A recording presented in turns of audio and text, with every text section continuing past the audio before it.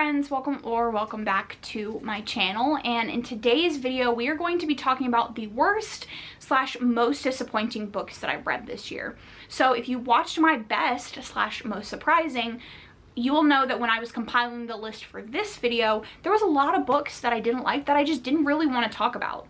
I didn't want to put a list together. I didn't want to explain why I didn't like them. I was just over them. I just didn't want to talk about them anymore. So I did kind of put a list together, but once I talk about this, like, I'm just done. I think next year, this coming year, I don't know if I'll have a bunch of bad books, but I just don't want to, like, put that negativity out there. I just don't want to talk about them. Like, they're bad and I want to move on. So it's quite a short list. So first we'll talk about like my worst books, and then we'll get into my... So first up is Forget Me Not. Okay, if things look different, I'm sorry. My camera died, all my extra batteries were dead, so I had to wait for them to charge, and it's been a couple of hours. So I think we were talking about Forget Me Not, right?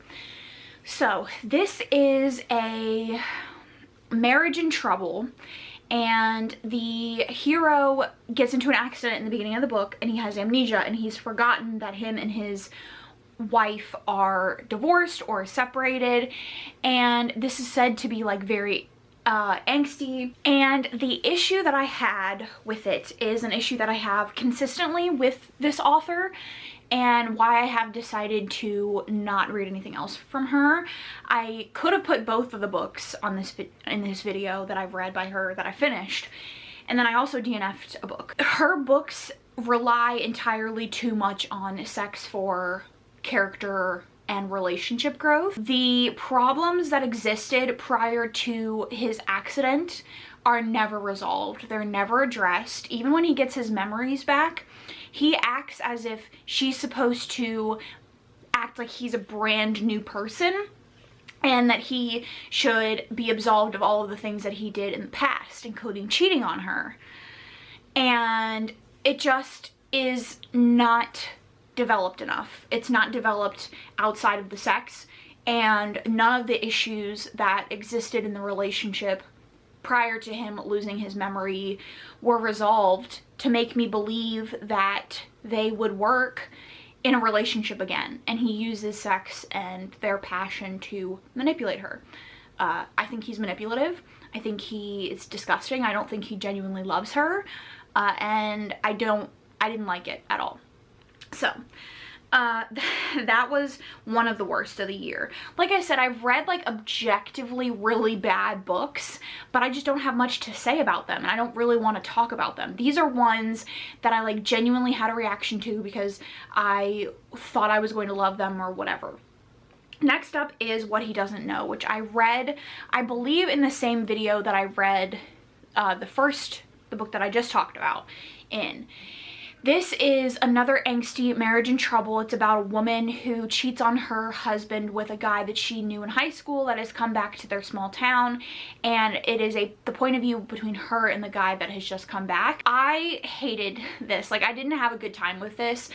It developed nothing. Their relationship was absolutely nothing. It was just obsession and a desire to feel good on the heroine's part, and obsession on the hero's part. And she kills her own bird, her own pet, which automatically got a 2-star for me. She takes a captive bred bird who she has had for however old this bird is, and she throws it out the window while she's having a tantrum.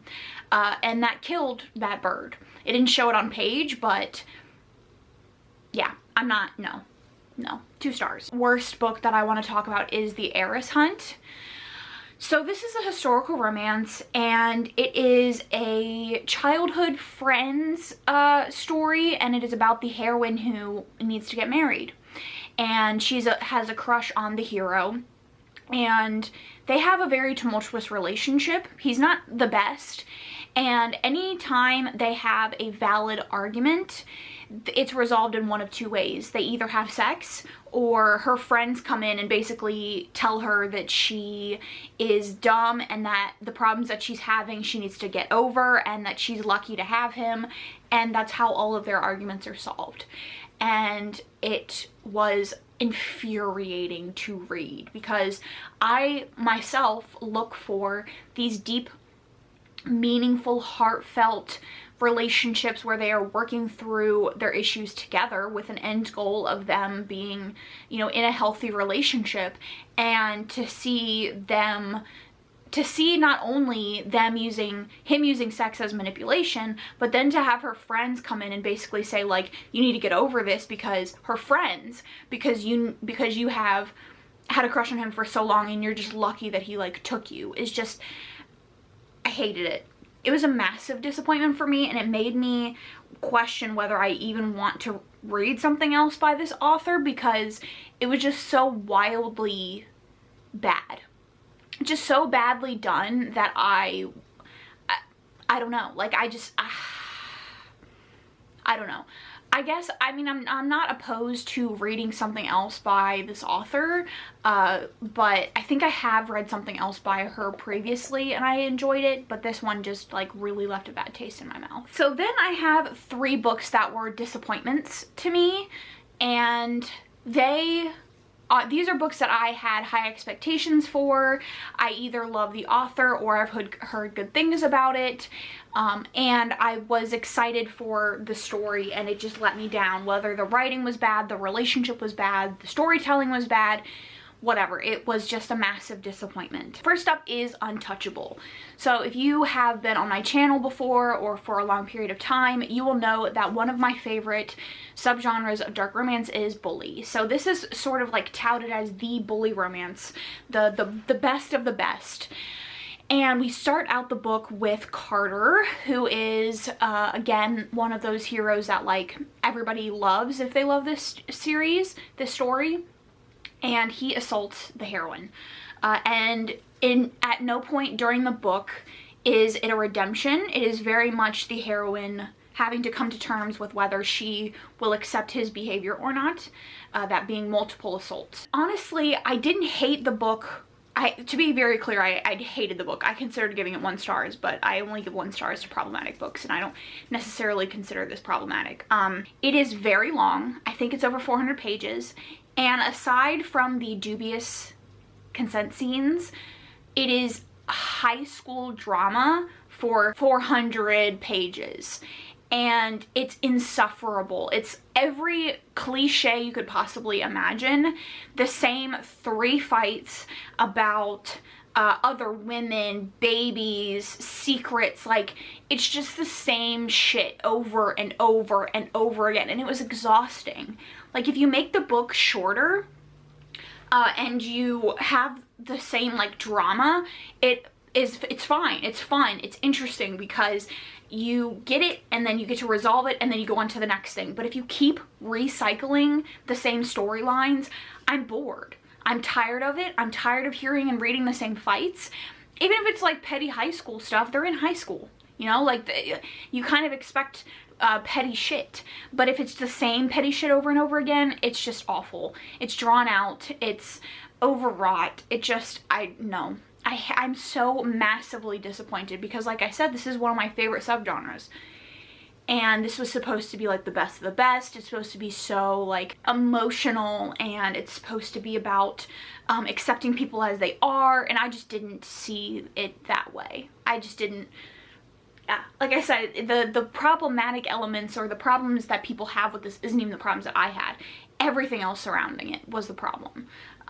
So massively, massively disappointed in that one. All right, so next up we have Book Lovers. So this is, I think, this author's newest release. For context, I read the first one, the other 2 titled Beach Read.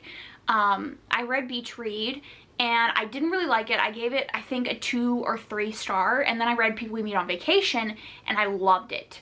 It had all of the angst and tension in the relationship and the chemistry between characters that I was looking for. So I was excited for Book Lovers because I had heard that it was 2 like grumpy grumpies and the heroine was very much an ice queen, and it wasn't like a small town, you know, big city girl moves to a small town. It's like a big city girl goes to a small town and still wants to be a big city girl. So it was just like a subversion of tropes, and I was excited to see how it went. I love the chemistry she writes between characters, and this one was a massive disappointment. I gave this 2 stars as well. So this is about Nora, who is a literary agent, and in the beginning of the book, her and the hero Charlie have a bad experience because he is an editor. She tries to hire him to edit one of her friends or one of her clients' books, and he turns it down and basically says that it's awful. So they have sort of a bad taste in their mouths for each other, and then we flash forward after her client's book has been sold and it's massively popular, and the small town that the book is based on is also kind of become like a tourist spot, and her sister decides that they should go on vacation there, and they do, and then they get to this small town and they, for one, realize that it's not really quite how the author wrote it, and also that Charlie actually lives there. She runs into him in a coffee shop, and they strike up this bargain between each other that they are going to edit one of her clients' books together. Now, in the thing that was very disappointing for me was in the first like 20% I was on board. We had seen Charlie, we had some great banter moments, and I was excited to see where the romance was gonna go. I was hesitant because I had heard similar things about how the story went to how I eventually felt, but I was hesitant because I couldn't see how it was going to be bad. We get into the story, and the problem is this book focuses on the sister relationship between Nora and her sister. Now, her sister is a grown woman. She has 2.5 kids. She is married, has her own job, and Nora refuses to acknowledge that her sister is an adult. And she insinuates herself in her sister's issues. She has a history of kind of upending her own life to take care of her sister, and that is ultimately the main focus and the conflict of the book. The conflict is not even about the romance. If this had been labeled as a literary fiction or a woman's fiction, I would not have picked it up because that's just not the sort of story that I like. I don't like focuses on things like that, but because I thought this was a romance, I went in and I was really disappointed. Aside from the relationship with her sister being the focal point, Charlie as a character was written to be her love interest. He didn't even have any distinct personality features of his own. His feelings towards his family matched Nora's. His aspirations matched Nora's. His feelings matched Nora's. Their personalities matched up perfectly. He was literally a carbon copy of Nora. It is as if Emily Henry designed Nora's characteristics and then made another character with her exact mold but made it a guy.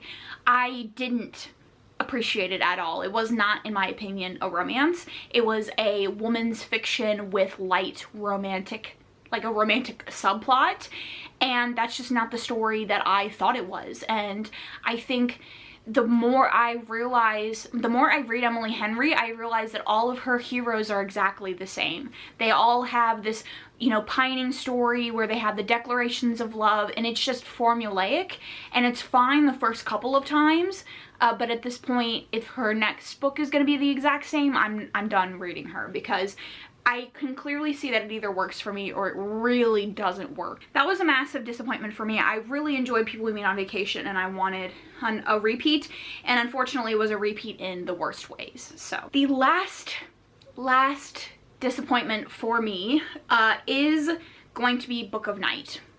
This is an adult fantasy. It is Holly Black's adult fantasy debut.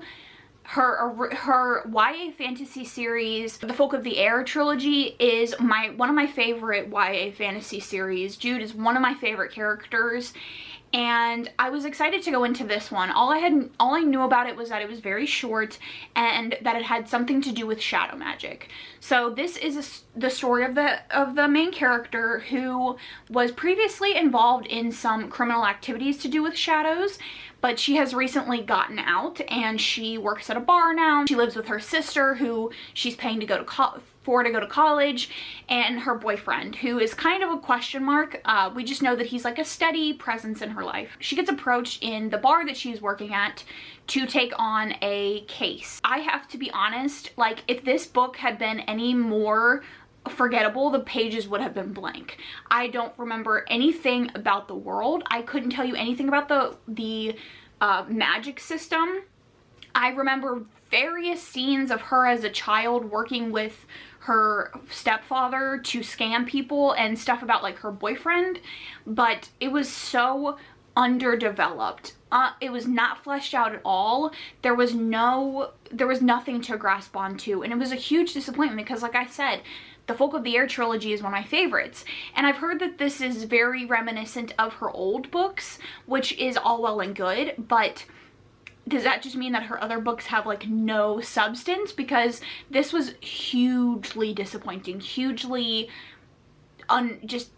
just nothing. And as a Folk of the Air enjoyer, I understand that a lot of people think that nothing really happens because there's a huge emphasis on Jude in that series. It's her development, her character development, and I just didn't feel like that's what this was. It wasn't that the plot was slow for the sake of, I think her name is Charlie, for her character development in any regard, because she's no different from the beginning than she was from the end, and the fantasy is not fleshed out, the world plot is not fleshed out, so it was a massive disappointment for me, and I'm sad about it. Those are the worst and most disappointing reads of the year.